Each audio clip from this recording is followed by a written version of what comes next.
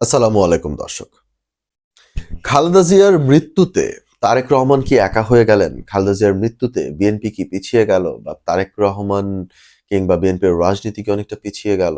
বা খালেদা জিয়ার মৃত্যুতে কি অন্যরা সুযোগ নিতে পারছেন কিনা? বা খালেদা জিয়ার মৃত্যুর কে ঘিরে একদল আসলে কি ধরনের সুযোগ সুবিধা নিতে পারে বিএনপি থেকে?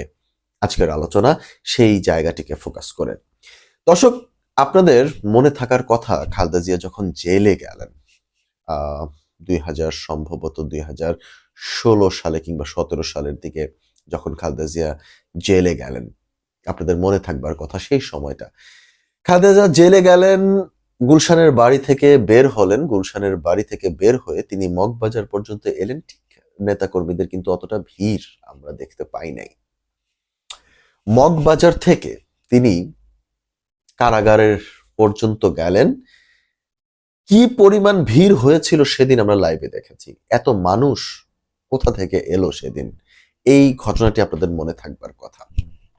এবং খালেদা জিয়ার জীবন দশায় আমরা যতদূর জানি যে একমাত্র খালেদা জিয়ার কারণেই কিন্তু বিএনপি হয়ে উঠতে পেরেছিল। তো সেদিন যেদিন কারাগারে তিনি গেলেন সেদিন এত নেতাকর্মীর ঢল, কিন্তু বিএনপির কোনো আন্দোলনে আমরা কখনো এত নেতাকর্মীকে রাস্তায় নামতে দেখি নাই। বিএনপির জন্য মার খেতে দেখি নাই। জেল হয়েছে, গুম হয়েছে, হত্যা হয়েছে, নির্যাতিত হয়েছে, ঘর ছাড়া ছিল, মামলা হয়েছে, সব হয়েছে। কিন্তু রাস্তায় কিন্তু আমরা নেমে একটা বড় আন্দোলন কিন্তু আমরা হতে দেখি নাই বা হয় নাই। মহাসমাবেশ আমরা দেখেছি। আমরা দেখেছি বিভিন্ন জায়গায় শত নেতাকর্মী জড়ো হয়েছেন। কিন্তু আপনার হয় না যে একটা, যেমন আমরা যদি একটু মনে করে দেখি যে উম আপনার আওয়ামী লীগের যেই আন্দোলন, হ্যাঁ? ২০০১ থেকে ২০০৫ এর সময় বা ২০০৫ এর আগে আওয়ামী লীগের যে আন্দোলন আমরা দেখেছি, বা বিভিন্ন সময় আওয়ামী লীগের যে আম রুটস লেভেলের একদম, আ আমি যদি বলি তৃণমূলের নেতাকর্মীদেরকে, তারা কিন্তু একদম মাঠে নেমে যাইতো। তারা এখনো ইউটিউবে অনেক ফুটেজ আছে যে কিভাবে সচিবালয় ঘেরাও করা হয়েছিল বিএনপির আমলে, আওয়ামী লীগের নেতাকর্মীরা কিভাবে সচিবালয় ঘেরাও মানে করেছিল। আইন শৃঙ্খলা রক্ষাকারী বাহিনী তাদেরকে পিটিয়েছে, মেরেছে, কিন্তু তারা কিন্তু সেই জায়গা থেকে সরে নাই। ঠিক ঐরকম সলিড আন্দোলন আমরা বিএনপির থেকে দেখি নাই। কিন্তু হ্যাঁ, বিএনপির যে রাজনীতি, বিএনপি তার রাজনীতির ধারাতে আমার কাছে মনে হয়েছে যে খুবই স্মার্টলি তারা গেম খেলেছে এবং ১৭ বছর তারা মাঠে থেকেছে, কিন্তু তারা বিশ্বকে বার্তা দিতে সঠিকভাবে একটা বিশ্বকে বার্তা দিয়েছে যে আমাদের রাজনীতি আসলে খুবই ক্লিন রাজনীতি, এবং আমরা যে রাজনীতিটা ফলো করছি সেটা হচ্ছে উম মানে গত ১৭ বছরে আমরা বিএনপিকে এমন কোনো রাজনীতি বা এমন কোনো, মানে বাংলাদেশের মাঠ পর্যায়ে যে রাজনীতি চলে সেই রাজনীতি করতে দেখিনি। বরং আমরা দেখেছি বিএনপিকে একটু আ ওয়েস্টার্ন রাজনীতি করতে, যে একটা প্লে কার্ড নিয়ে আমরা দাঁড়ায় থাকবো। হ্যাঁ? এই ধরনের আ আপনার আন্দোলন হয়েছে, যেটা আমরা দেখি আমেরিকাতে, ইউরোপে, হোয়াইট হাউসের বাইরে কিংবা ইউরোপিয়ান পার্লামেন্টের বাইরে গিয়ে প্লে কার্ড ধরে বসে থাকে। ওইটাই হচ্ছে ওদের দেশের আন্দোলন। অতটুকু আন্দোলনে একদম ফেটে পড়ে সরকারের। কিন্তু বাংলাদেশের আন্দোলন হচ্ছে মার, লাঠিচার্জ, রক্ত, এগুলো দিয়েই হচ্ছে এই অঞ্চলের রাজনীতি। তো এই যে বিএনপির যে রাজনীতি সেটি হচ্ছে এরকম একটা রাজনীতি। তো অতএব যেটি বলছিলাম যে খালেদা জিয়া যেদিন গেলেন ওই পরিমাণ নেতাকর্মী কিন্তু আমরা এরপরে গত ১৭ বছরে আমরা দেখি নাই। তার আগে আরেকবার দেখেছিলাম শাপলা চত্বরের আন্দোলনে বা শাপলা চত্বরের সময়, যেটা ঐতিহাসিক। এটা সবাই জানে। হেফাজতের অনেক নেতাকর্মী, এরকম আমরা শুনেছি, অভিযোগ আছে যে প্রায় ১০,০০০ এর মতো, ১০,০০০ প্লাস, কেউ আবার অন্য সংখ্যা বলে, এরকমকে মারা হয়েছে। তো সেটার অভিযোগ আছে, কিন্তু বাকিটা আমরা জানি না। তো যেটা আমি বলছিলাম যে বিএনপির রাজনীতি কি আদতে শেষ হয়ে গেল খালেদা জিয়ার সাথে? আমার কাছে মনে হয় না। কেন না? খালেদা জিয়া যখন জেলে গেলেন, জেলে যাওয়ার পরে কিন্তু এক প্রকার বিএনপি কিন্তু নেতা শূন্য ছিল। বিএনপিতে কিন্তু কোনো লিডার ছিল না। যদি আপনারা দেখেন সেই সময়টা সেই সময়টা কিন্তু একমাত্র তারেক রহমান সেটাকে ধরে রেখেছিল। এটা হচ্ছে ১ নাম্বার একটা জিনিস। ২ নাম্বার যে ব্যাপারটা, আপনি দেখেন একটু খেয়াল করে যে তারেক রহমান লন্ডন থেকে যেভাবে আপনার দলটাকে আগলে রেখেছে, তারেক রহমানের সব থেকে পজিটিভ দিক হচ্ছে যতটুকু আমি শুনেছি যে তার ইউনিয়ন পর্যায়ে আপনার কর্মীদের সঙ্গেও তার যোগাযোগ ছিল এবং তিনি সেই সম্পর্ক বজায় রেখেছেন, তিনি সেই কমিউনিকেশনের জায়গাটা বজায় রেখেছেন। অতএব দর্শক, এই যে তারেক রহমানের যেই স্টাইল আমরা গত 7, 8, 9, 10 বছরে আমরা দেখেছি, সেই বছরগুলোতে কিন্তু আমরা ম্যাচিওর একটা তারেক রহমানকে দেখেছি। অতএব তারেক রহমান যেভাবে পুরো বিএনপিটাকে আগলে রেখেছে, হ্যাঁ, মানে খালেদা জিয়ার পর থেকে, খালেদা জিয়ার জেলে যাওয়ার পর থেকে আমার কাছে মনে হয় যে Tarique Rahman definitely he is worth of it. সে he is the right choice. এবং রাজনীতির একটা বড় ব্যাপার হচ্ছে রাজনীতিতে মাঠের মাঠের যেই অভিজ্ঞতা সেটি থাকতে হয়, এবং আমার কাছে মনে হয় যে তারেক রহমানের সেই অভিজ্ঞতা আছে। 64 জেলায় ঘোরা, আপনার আর্মির হাতে মার খাওয়া, জেলে যাওয়া, আপনার কি বলে নেতাকর্মীদের সাথে মেশা এবং দলকে রাইট সময়ে আপনার দলকে ধরে রেখে সামনে এগিয়ে নিয়ে যাওয়া, এই পুরোটাই তারেক রহমানের মধ্যে ছিল। অতএব এটা আমার কাছে মনেই হয় না যে Tarique Rahman he is not the right choice for BNP. দ্বিতীয় ব্যাপারটা যেটা, সেটা হচ্ছে সব থেকে ক্রুশাল একটা ব্যাপার। আপনাদের মনে থাকবার কথা 24-এর নির্বাচনের কথা। 24-এর নির্বাচনে একটা বড় গেম খেলা হয়েছিল। 18-র নির্বাচনে একটা বড় গেম খেলা হয়েছিল। 18-র নির্বাচনে যেটি করা হয়েছিল যে তৃণমূল বিএনপির নামের একটা বিএনপির দল করা হয় এবং একই সঙ্গে সেই সময় অনেক কিংস পার্টি আয়োজন করা হয় বিএনপিকে শেষ করবার জন্য। তখনও বিএনপিকে ভাঙা যায়নি।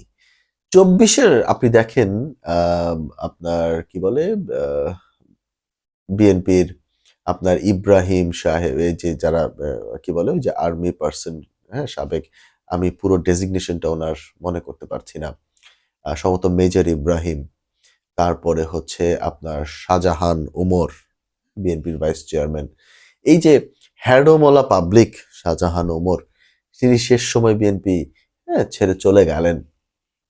এমন একটা গেম রচনা করা হয়েছিল যে বিএনপিকে ভেঙে দু টুকরা করা হবে। তখনও কিন্তু বিএনপিকে ভেঙে দু টুকরা করা যায় নাই। বিএনপির যে হাই কমান্ড তারা কিন্তু অটুট ছিলেন, তারা কিন্তু শক্ত অবস্থানে ছিলেন, ভাঙেন নাই। এবং তারেক রহমানের আপনার কি বলবো এটাকে, যে তারেক রহমানের নির্দেশনায় কিন্তু তারা হ্যাঁ এক ছিল। অথচ অনেকেই কিন্তু এখান থেকে চলে গেছেন। আপনারা যদি আরো দুটা উদাহরণ আপনাদেরকে দেই, একটা হচ্ছে মেজর হাফিজ আর আরেকটা হচ্ছে রুমিন ফারহানা। আমি মেজর হাফিজের কথাটাই যদি আমি বলি, 24-এর নির্বাচনের সময় যখন শাহজাহান ওমর সহ অন্যান্যরা আপনার আওয়ামী লীগের, হ্যাঁ, শাহজাহান ওমর যখন আওয়ামী লীগের টিকিট নিয়ে আপনার নির্বাচন করতে গেলেন, হ্যাঁ, ঝালকাঠি থেকে, হ্যাঁ, ঝালকাঠির আসন থেকে, তিনি তখন সেখানে কিন্তু তাকে মীর জাফর বলা হয়েছিল এবং সেখান থেকে কিন্তু তিনি তার ওই অঞ্চলের বিএনপির যত কর্মী রয়েছে তাদেরকে সকলকে একসাথে নিয়ে কিন্তু তিনি গিয়েছিলেন। বড় বড় কথা আমরা তাকে দেখেছি।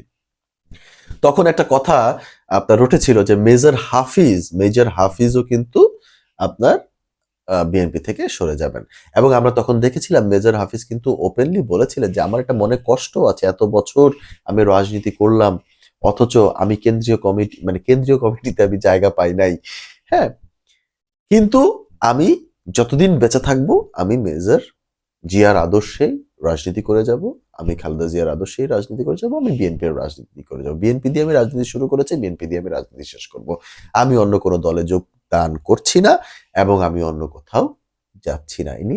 তিনি কিন্তু স্ট্রেইট আওয়ে এই কথাটি বলে দিয়েছিলেন।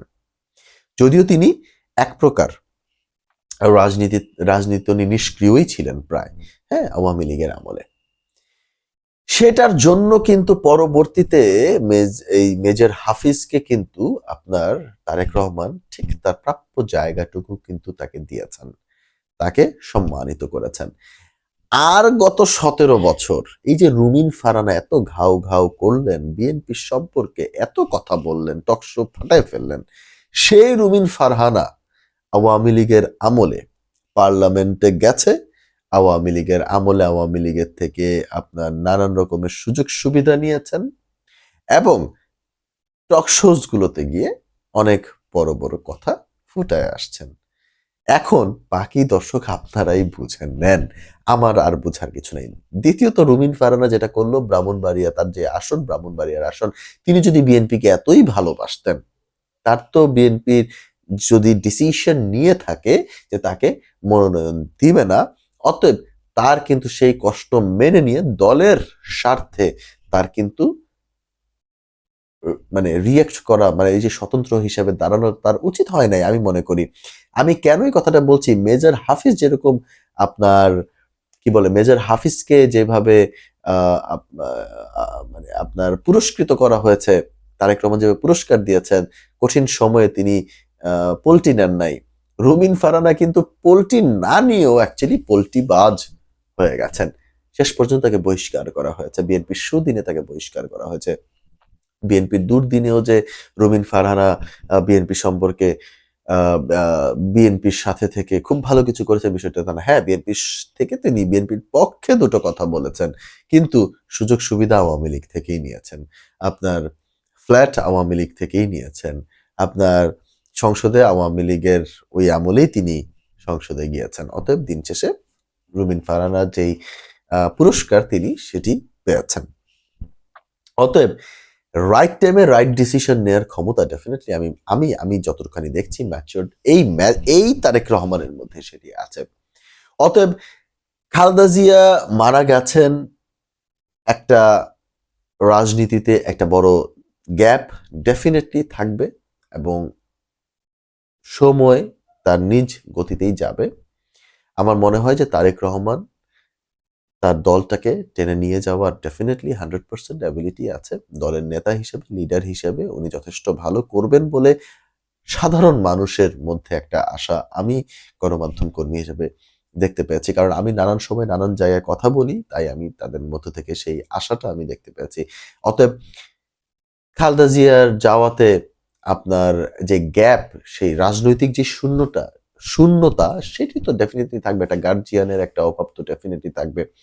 তবে এখন একটা নতুন আপনার আমার মনে হয় যে নতুন একটা এরা শুরু হবে।